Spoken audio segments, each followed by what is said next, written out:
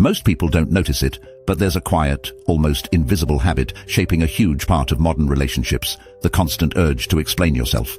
On the surface, it looks harmless, even thoughtful. Explaining your choices, your moods, your boundaries can seem like respect or empathy. But underneath that habit often lies something deeper, a lingering psychological wound. Carl Jung saw this pattern as more than politeness. To him, the need to repeatedly justify who you are and why you feel what you feel points to a disconnection from the self. It suggests that somewhere along the way, you learned your inner experience wasn't enough on its own. This pattern often begins early. In environments where emotions are dismissed, a child absorbs a powerful message. What I feel only matters if others accept it. Over time, that belief becomes internalized. The person grows up thinking they must explain themselves to be understood, and be understood to be accepted. As adults, this shows up as a compulsion. You justify your feelings so you won't be judged.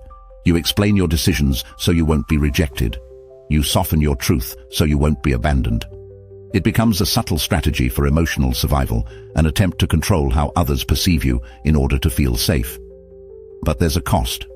The more you rely on external validation, the more you lose contact with your own internal authority. Instead of acting from conviction, you act from fear of being misunderstood. Jung described this as a major obstacle in the process of individuation, the journey of becoming who you truly are. Because as long as you feel the need to justify your existence, you are not free. Every explanation carries a hidden message. I can exist, but only if you allow it. Breaking this pattern begins with awareness. The need to explain yourself isn't just a habit. It's a learned response rooted in the fear of rejection. And like any learned response, it can be unlearned.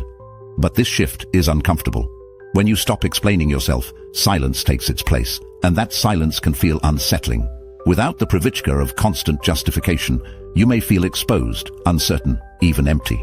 That's because you're no longer leaning on others to confirm your reality. You're starting to face it on your own.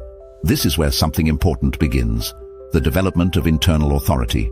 Internal authority means trusting your own experience without needing external validation.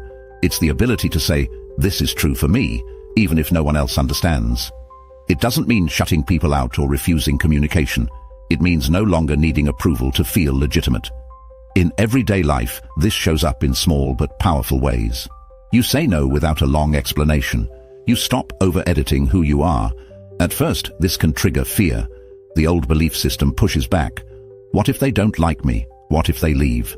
And sometimes people do react. Relationships built on your constant self-justification may begin to shift. Some may even fall away. But that's not failure, it's clarity.